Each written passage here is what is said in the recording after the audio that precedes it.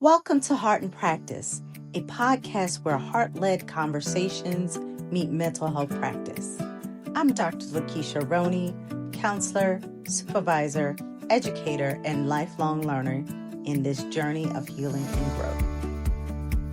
Welcome to Heart and Practice, a 5-part series giving clinicians, educators, teams, caregivers, one-day tools to prevent burnout, rebuild sustainable heart-led practice. I'm Dr. Lakesha Roney, and this is Season 1, Episode 3, Authenticity, Embracing Who We Are. Today, we're exploring ways of how being true to yourself can guide your practice and your life without turning a workday into an emotional group practice. I'm joined again today by Ms. Mecca Williams, LPC. Mecca, welcome back. Hi. To the listeners that joined us with our previous episode, I just wanted to give a brief introduction of Mecca Williams again. Mecca Williams is an LPC, is Central Virginia based on therapist for 20 plus years, experiences with individuals, couples, families, healing and growing. She's a clinical supervisor at the Community Services Board and the founder of the Wellness Destination, where she mentors LPC residents, specializing in trauma, addiction, anxiety, and depression. Mecca blends a clinical expertise with real-life relatability. She's also the founder of The Style Effect, a bold initiative using fashion to break mental health stigma in the Black community, contributing to Richmond's recognition of Black Mental Health Week each October. Proudly Petersburg raised, VCU trained, and always about wellness with style. Mecca, welcome again. Hi. Thanks for having me back. Most definitely. So this episode is focused on authenticity. What I've tried to do with each episode is come up with a key term to focus on. I found a lot of symbolism in specific words. And when I think of Mecca Williams, the first thing that comes to mind is authenticity. Being authentic to yourself. That's the thing I love most about you. You are authentic to yourself. There is no one like you. That's why you are a unicorn. That's so funny. A majestic unicorn. Unicorn. A majestic unicorn. Oh my goodness. I love that. That's important. Nobody's like you. No one is like anyone. Everybody needs to be themselves. So in describing you the way that I love to describe you, when did authenticity become more than a concept for you? Like, when did it become a necessity?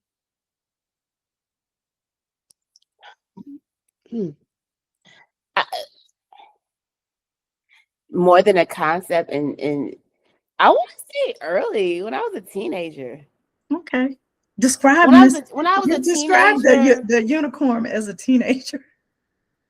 When I was a teenager, me understanding the importance of being Black not in a I'm from the hood type of what some people associate with being Black, but more so Black as in understanding the contributions that my ancestors and predecessors contributed to the United States of America and the world beyond, understanding that like the blood, sweat, and tears of Black people, the cultural aspect of being Black, being Southern. I think that's when it all started, my wanting to engage in and be and show up as Black. That's when it started. And one of the first memories of that was when I decided in middle school to not stand up when they did the Pledge of Allegiance. I don't know what made me stop doing that. I do know because I knew the history of this country and what the country's done to us and what we've contributed. So I decided I'm not standing up for this. Do you think some of that came from your upbringing? Yeah, absolutely. Yeah, the reason why I understood why it was important to be Black is because of my mom and what she exposed me to, the literature. It required every Black History Month that I sit and watch PBS Eyes on the Prize. Like that was like Black history was taught in my home. I didn't have to go to school and seek it out because they was not teaching in the school. When they did teach in the school, some of the information was not correct. So it started Your off like mom is very my conscious. mom You've always been conscious. and having me around cultural events and things like that. So that's I where that remember started. you telling me about going to an ashram when you were younger. Well, that has nothing to do with being Black, but that's I know, but just the level of consciousness yeah. that you had around you growing up was superb. That's not always the experience. I think when I think back on that, my mom had me at 21. So she's only 1 years older than me. When I think about the ashram experience, she was I was 12, 13 years old at the time. That means she was in her 30s. She was trying to find herself and find her spirituality. So I was just there along for the journey as her child. So I think that ashram, I remember when she started studying yoga, I remember she stopped cursing, certain things about her changed. So I was just along for that journey. And what about your dad and your dad's side of the family? How did they reinforce your identity and being authentic? Well, my father was Muslim, Nation of Islam first, and then the family they started studying and under the leadership and practice of Warith Deen Muhammad, who is Elijah Muhammad's son. Elijah Muhammad, the Nation of Islam, Fruit of Islam, and the son Warith Deen, they had a break off, and my family followed more of the Warith Deen path. So that right there, that was a unique childhood, growing up partially Muslim, Black in a very Southern Baptist small town. So you had no other choice but to figure it out and somehow try to grasp with your own identity in that environment. So yeah, my dad also was a business person. He didn't, as long as I knew him, he's deceased now. He didn't work for anybody. So he started off in a health food store. What we see now, like Elwood Thompson is considered like a health food store. That's how we saw it back in the day. And that's the type of store he used to own. So that was before being healthy was popular. Again, this was started in Petersburg, a small town where people are hell-bent on eating chitlins at the time. And going to church and all those traditions. Most definitely. It sounds like a lot of our childhoods are very similar too. My mom was very much into Black identity, Black culture. I remember she would buy me Black dolls, and this was back in the 70s and 80s where Black dolls were really not sold in stores. Yeah, they weren't. So I remember her during the holidays, we'd get the best products, Callow or the JCPenney's. Yeah. Callow. And she would order me a few Black dolls because that's how you got access to them. And unfortunately, the Black dolls were more expensive and you had to special order them. But she made it a point to do that because she wanted to see me playing with dolls that represented who I was. I never had a white doll. I wasn't allowed to receive them as gifts. I've never had a white doll. I remember one time my mom wrote Kmart a letter because they did not have Black. I don't know if it was a Black Cabbage Patch or Barbie, one of the two that she was looking for. And she recognized that this is not right. They don't have any Black dolls. I love Arfarie. She wrote Kmart a letter. Yeah, I wasn't allowed to play. I never had a white doll. I might have had a white dolls. Like a white passing. Like I think a white passing. One of them had like I think a Barbie that was kind of Puerto Rican. I don't know. Like it was a light skin.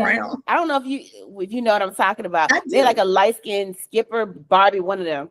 And I had a white passing, but they still was not white. There was a brown version of brown. I just was not allowed. And I remember like going to other people's houses and they had my other Black friends. They had white dolls. It was weird and foreign. My mom would let me have a white doll if someone gave it to me. Nobody gave me white dolls. She did not buy them. She did not. I remember my stepsister Tasha. This was during strawberry shortcake days. And we had the plush dolls that you squeeze their stomach and then the breath would smell like strawberries. Yeah, I We had had the that. orange blossom.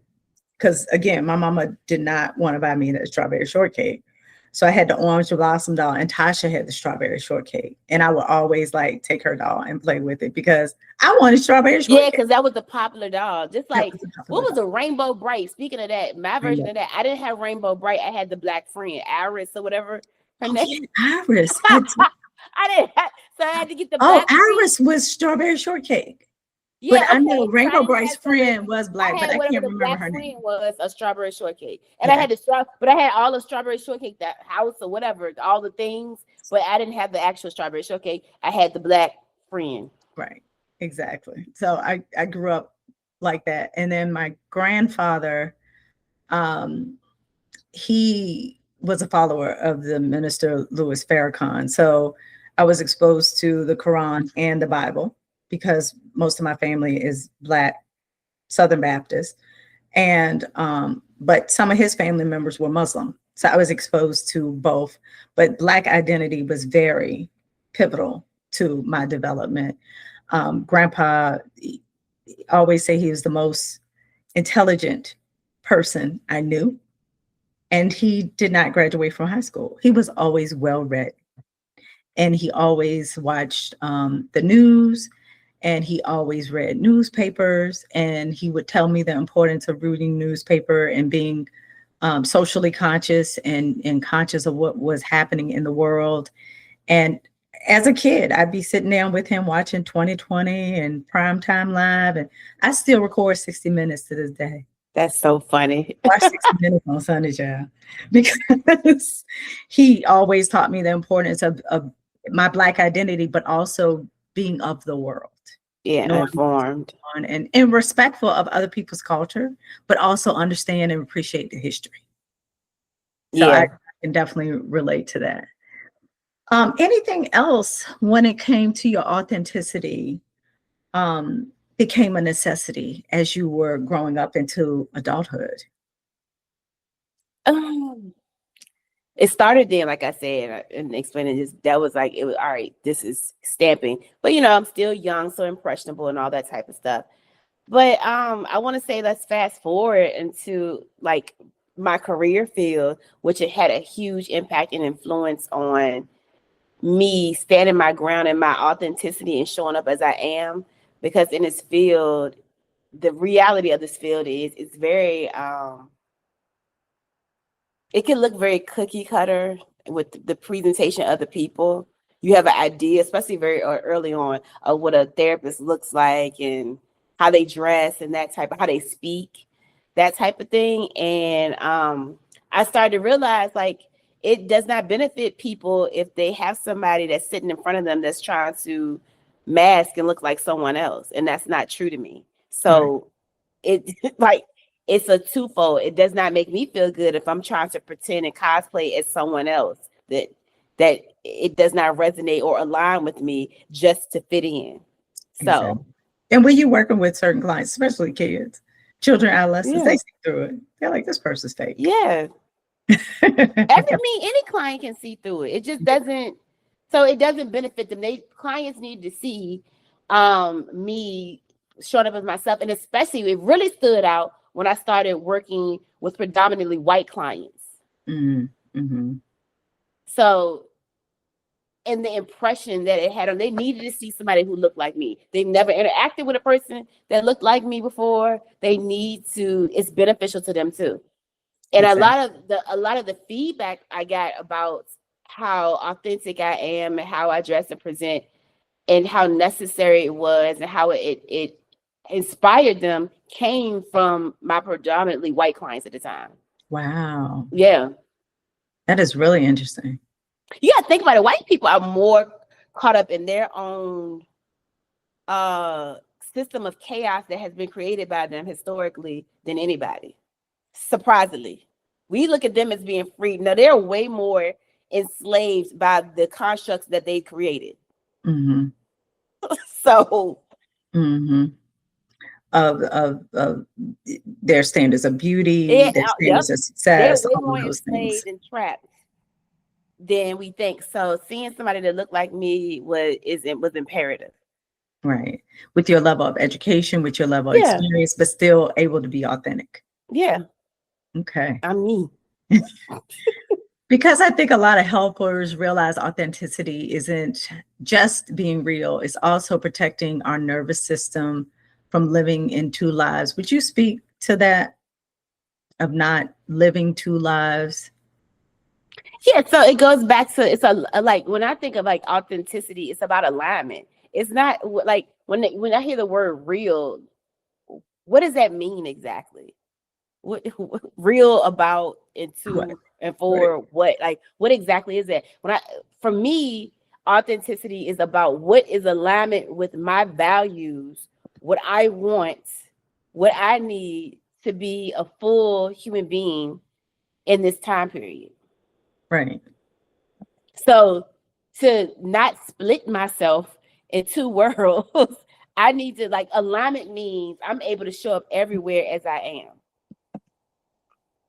Exactly. Most definitely.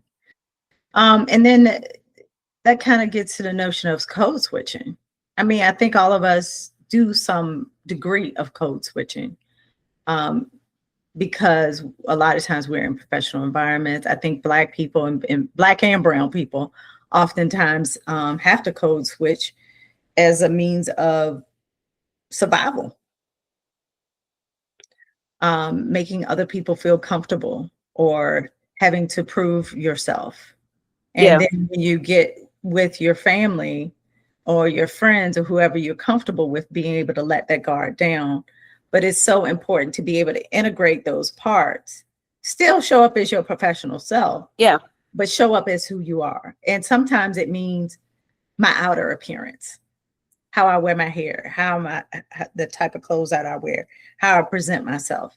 But then there are some other professional environments where I'm a lot more casual, because I do believe in our field, fortunately.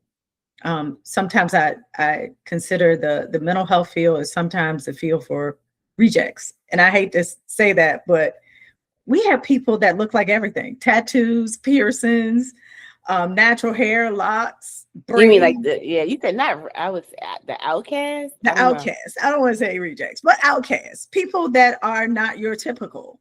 But that's a good thing. That allows us the freedom of expressing ourselves in Yeah. our work environments, so that we're not having to constantly code switch or change who we are in order to do our work. So that's a benefit of being in the mental health field.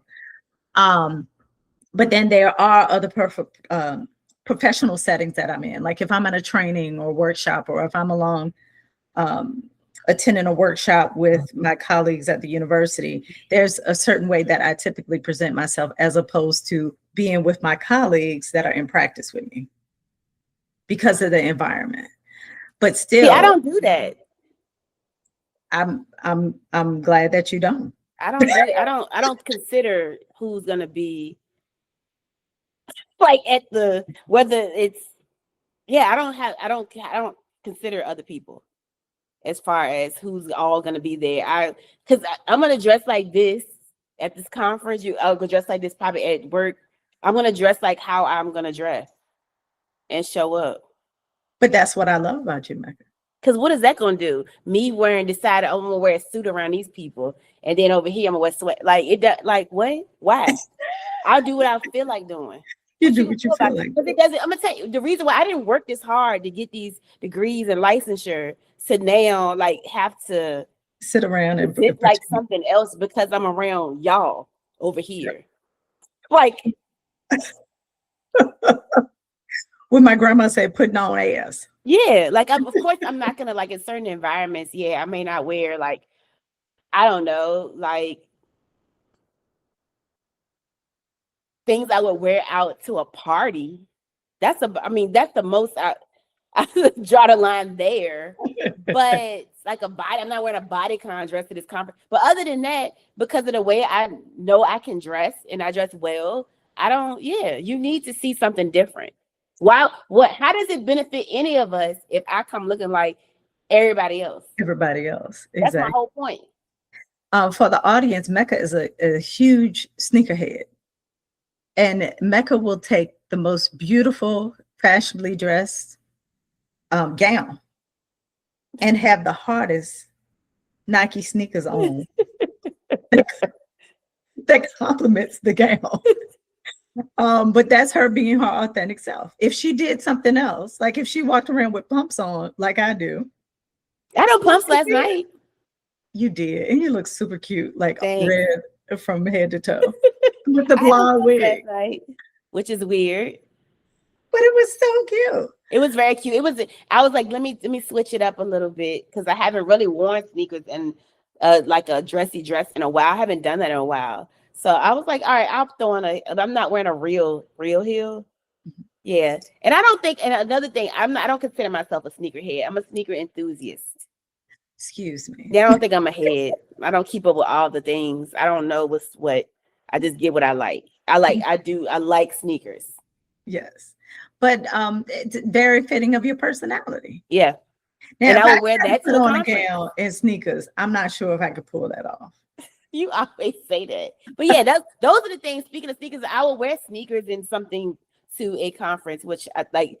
Typically, that is not deemed as professional. That's another thing. That's a construct. This dress code stuff that people have put in workplaces. It doesn't even make sense for our profession to have a like. How do you make clients feel comfortable if you dress buttoned all the way up and they may just be struggling, depressed, rolling out of bed, and you buttoned up with a chic dress and some Gucci shit? Like, if that's your style, good, do that. But if you're just doing that to cosplay what a therapist is supposed to look like, then that's problematic. It's not, again, it is not beneficial to the ecosystem.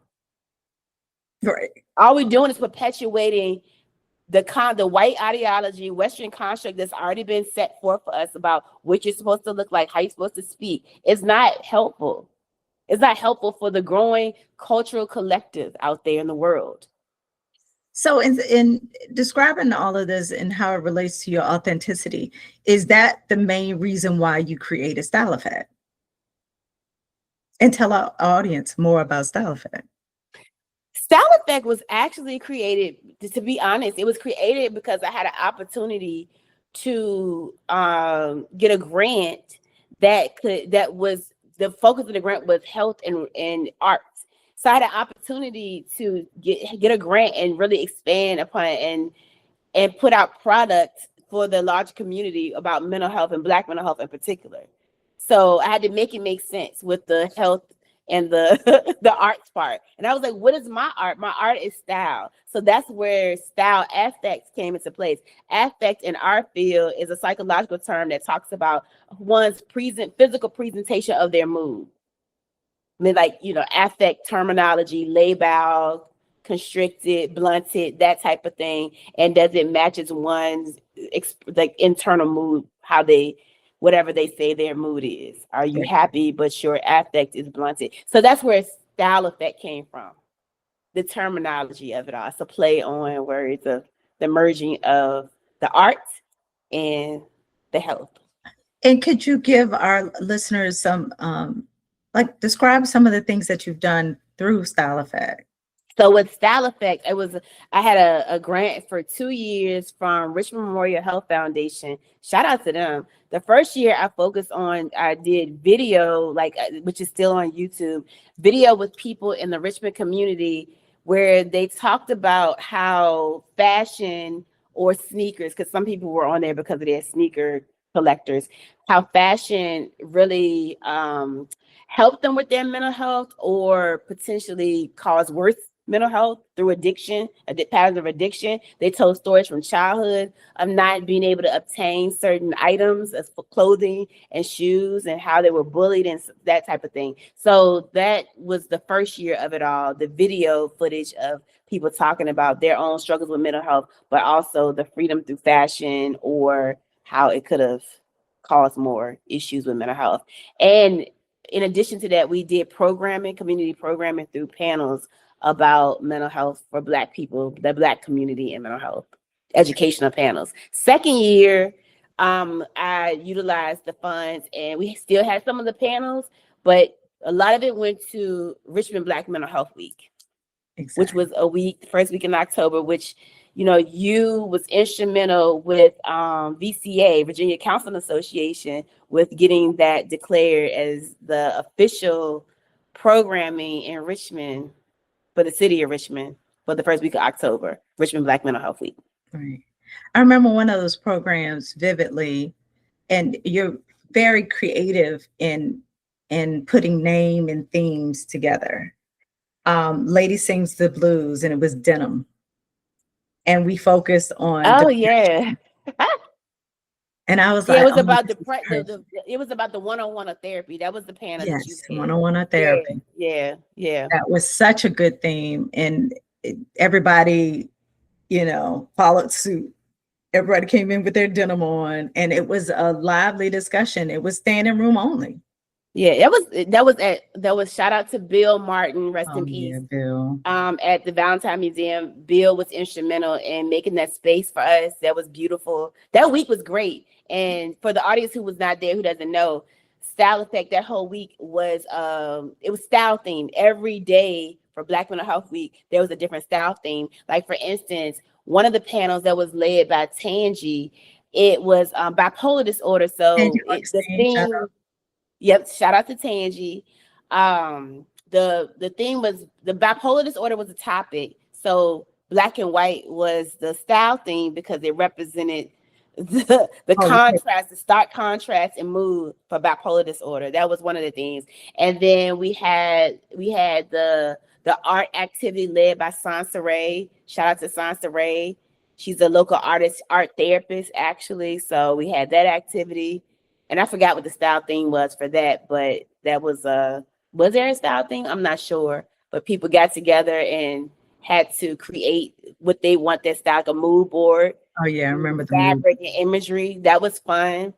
We had the program in the panel for teens. They had to think their style thing was wearing t-shirts, graphic t-shirts. We had a relationship panel. It was great. That was a great week. Wasn't that Daryl Frazier? Wasn't it Daryl? That was Daryl Frazier and his wife. Shout out to them. Yes. Yep. April and Daryl Frazier. Yep. Yeah, we need that back. Yeah, I would love to do that again. It was a lot of work. It was a lot. It was taxing. It was a lot of work. But when I think back on it, when you're in it, it just seems draining and taxing, and you're just trying to get through it. But now I'm separated from it. And I've had time to. That was like a major deal. It was, and it was creative, and it was fun, and I would have loved and still want to. I have a desire to do programming like for the masses, community-led programming in that fashion. But you never know what may happen in the future. Unfortunately, it's a lack of funding for those type of things, which is more focused on prevention, intervention. Yeah. Early intervention. I mean, that is prevention, though. Yeah. And that's a form of education. This is a preventative education.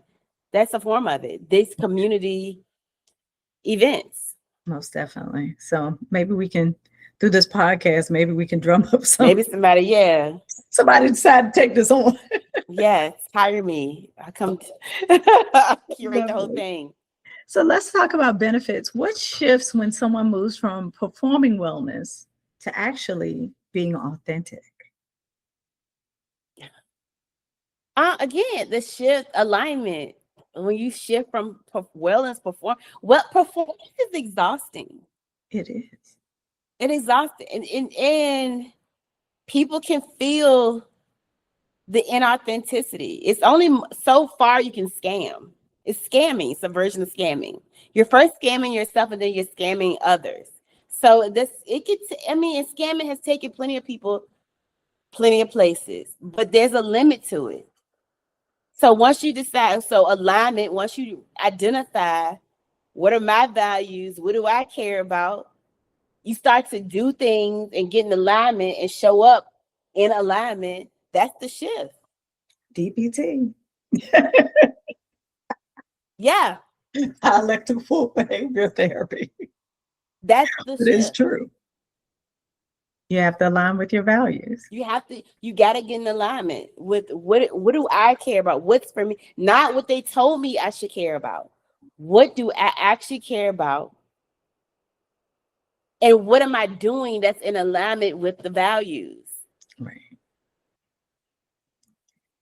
So what's the risk when we are not authentic, especially in the helping profession? What's the risk?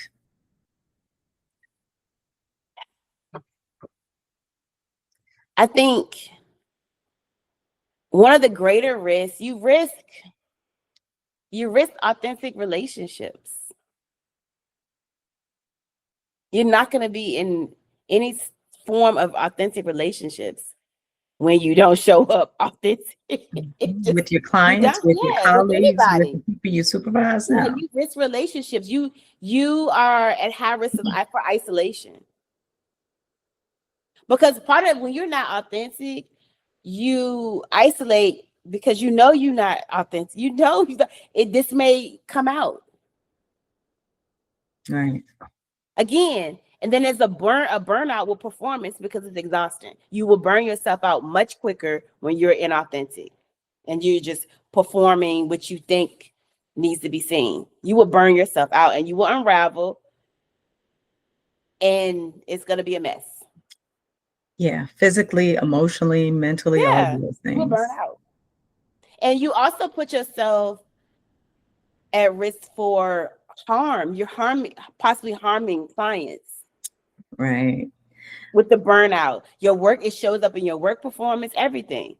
And being genuine and authentic is at the foundation of our general or our basic counseling skills, those micro skills that we use with clients. That's what we learn when we first go into the field. Yeah. And that's the foundation of Therapeutic Alliance. Yeah. Is being genuine and authentic. And if you can't be genuine and authentic with your clients, the Therapeutic Alliance is not going to be established. It's going to be hindered. You're causing more harm. And you're causing more harm. It's malfeasant. It's malfeasant to be in or continue to be inauthentic. Yeah. Oh, that's an you're not also it's decreased vulnerability when you're inauthentic. You're not allowing people to help you or nothing because you're pretending to be the know-it-all, whatever it is that you're pretending. Right. Again, it's back to isolation. You isolate yourself from community. My favorite thing to say when I'm working with my students and my residents, when they ask me a question, I was like, I don't know. I don't know.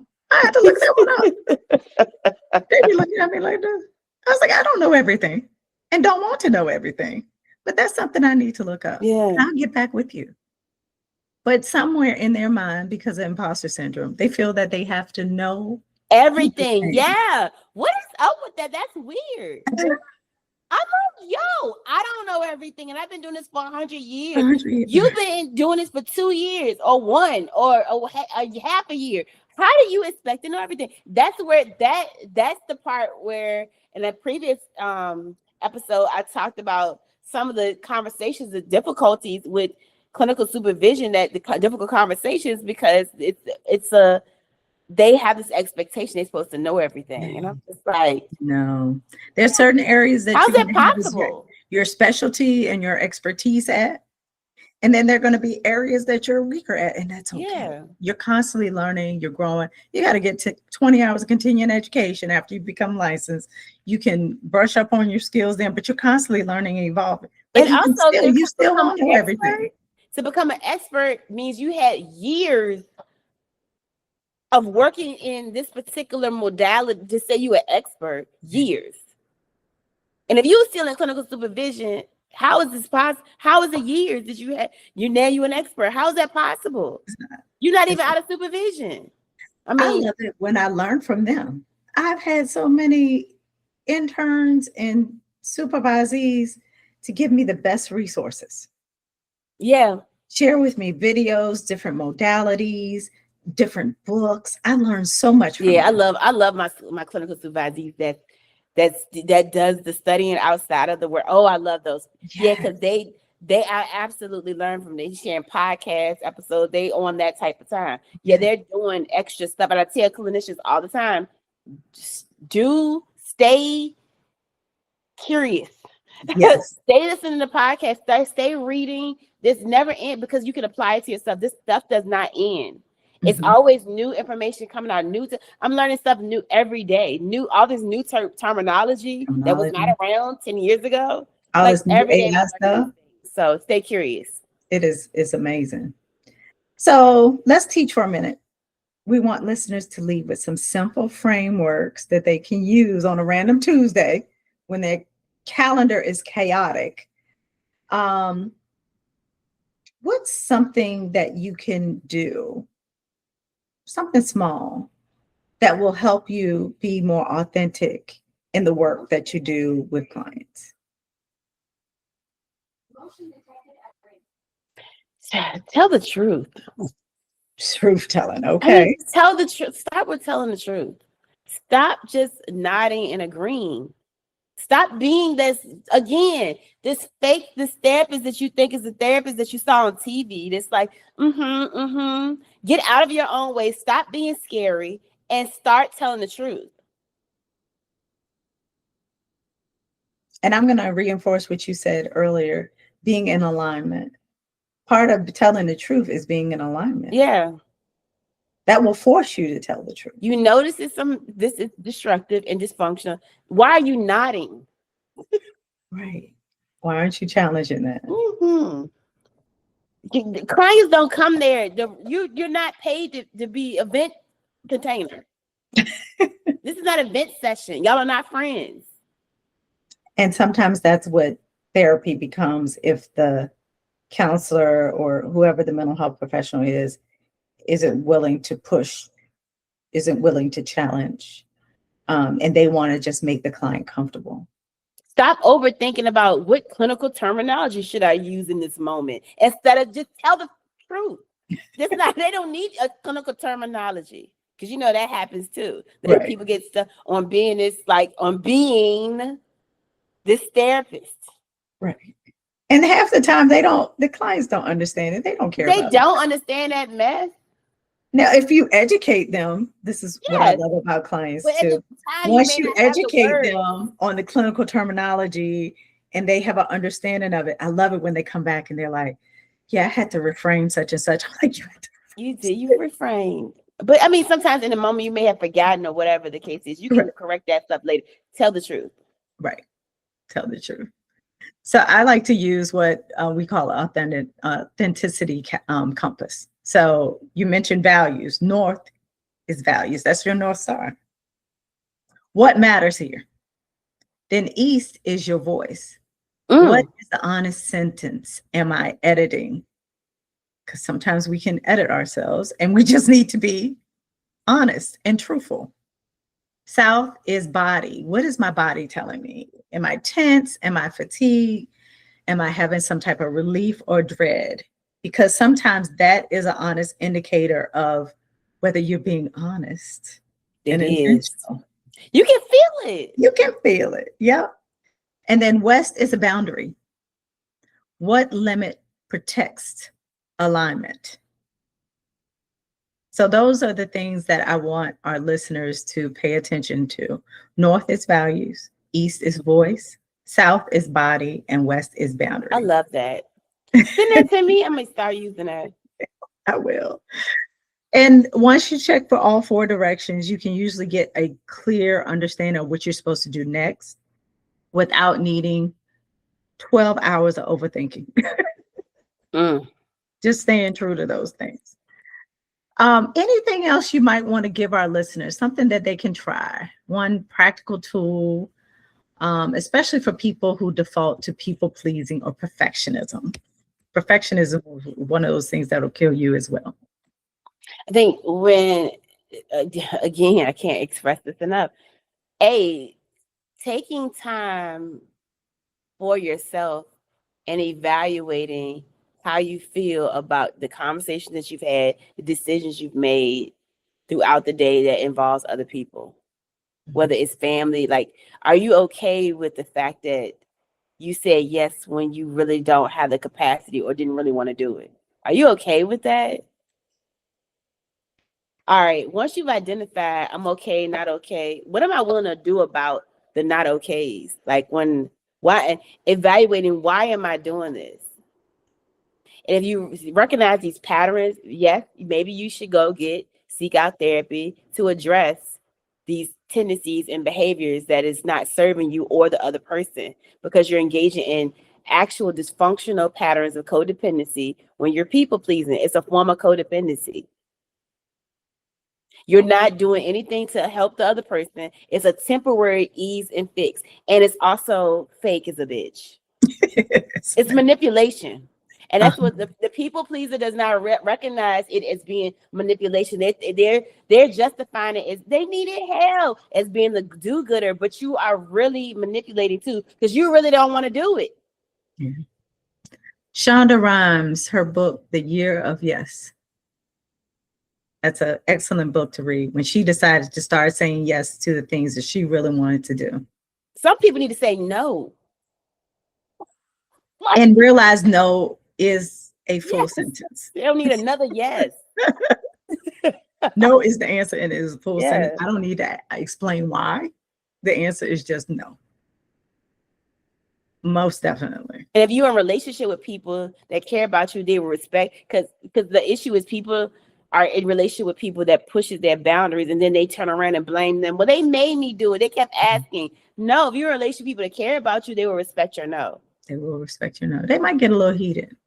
That's again, are you responsible for their emotional reaction? Sit in it. Just let them get uncomfortable. Y'all will be fine. And the more you say no, people start to adjust and realize, oh, when they say no, they don't play around.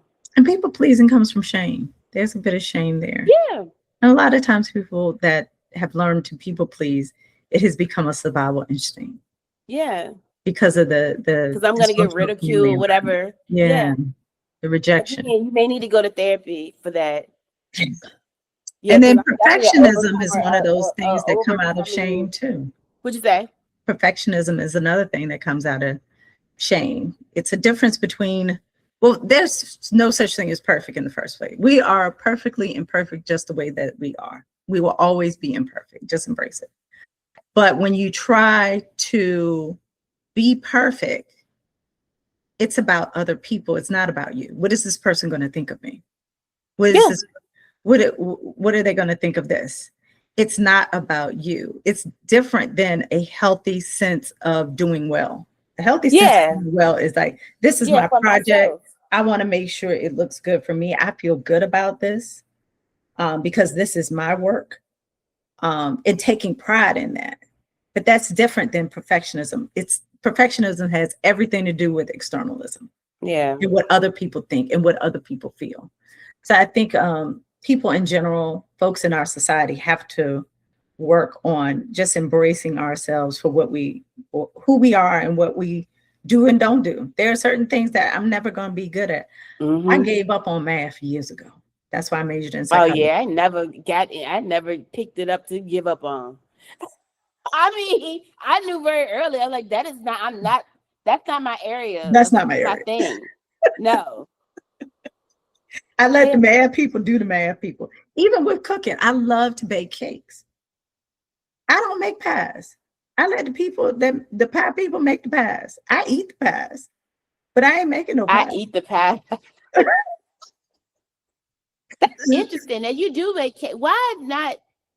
It's all bacon. I know it's two different things, but two different things. And for me, the cakes are about creativity. That's my. I was about to say, is it because of the complexity of the cake? Yes. And the thing that how it could come out and the manipulation of pies. No, but ain't that much manipulation with a pie. Right. But my mom, her pies are fantastic. She makes a apple and cherry pie. So that mix of the apple and cherry together. That's tart and sweet. That's probably interesting. And she makes a cobbler that's blueberry and peach. Love cobbler. But do you think I'm going to make it? No. I'm not interested in baking the recipe, but I let the people do that. The deviled egg people do the deviled eggs. Whoever does it the best, I'm going to appreciate and enjoy it because it's not my thing. I'm being authentic to myself. And people come to me asking me for those things. And I said, no, I cannot do those, but I will let you know who can, because that's not my bailiwick.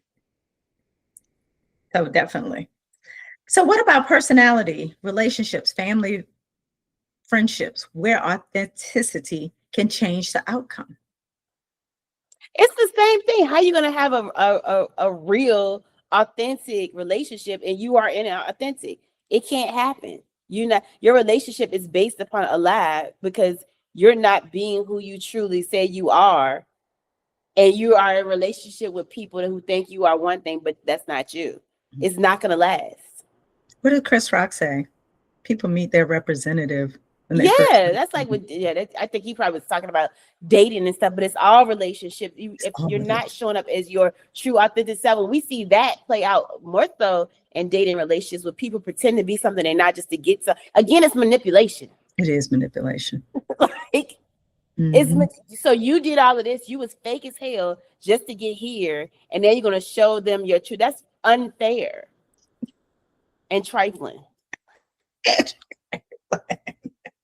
You're not gonna have that. You're not gonna get. You can temporarily comfort, but you're not gonna have a long-lasting, sustained, vulnerable, healthy, connected relationship if you are inauthentic.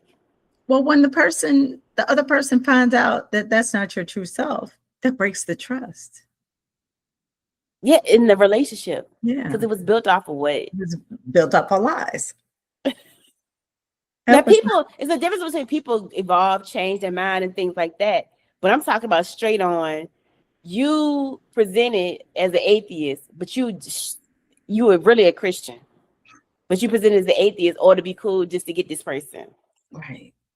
That happens so much. And we see it in couples therapy a lot. Yeah, all the time. Because our society conditions us for inauthenticity and codependency. I stand on that. That's why our job we will never be out of a job. You're right. Our job security is pretty.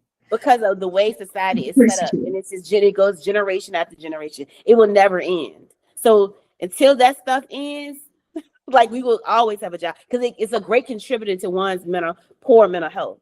Being in authenticity. What is it? Inauthentic. Yeah. Yeah, it's a great contributor to one's poor mental health, and people don't understand that. Right. You want all these medications, but your behaviors are the same. Speaking of math, let's do the math. Something's not adding up. And at the end of the day, they're usually the common denominator. Yeah. You're not putting in any work to change. Well, Mecca, thank you for joining us today. You're welcome. Thank you for being your authentic self. Always.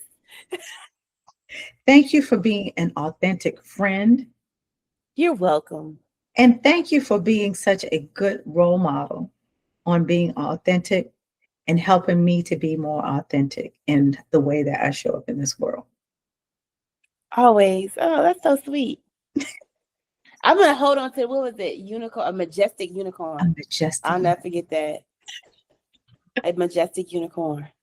So takeaway for our listeners: authenticity is alignment, values, voice, body, and boundaries. Being authentic doesn't mean overshadowing. It means staying congruent and honest. Tiny truths build trust with yourself that protects you from burnout. So we would like everyone to share this episode with one colleague or friend who needs permission to be more of themselves. And I want you all to identify one way that you can be more authentic this week. One tiny truth, one boundary, one honest sentence. Thank you for joining us, Mecca. Where can people connect with you and your work? At Mecca Presents on TikTok and Instagram. That's where I'm pretty much hanging out these days on social media. Yes, and I'm here for all of it. Come watch me be authentic.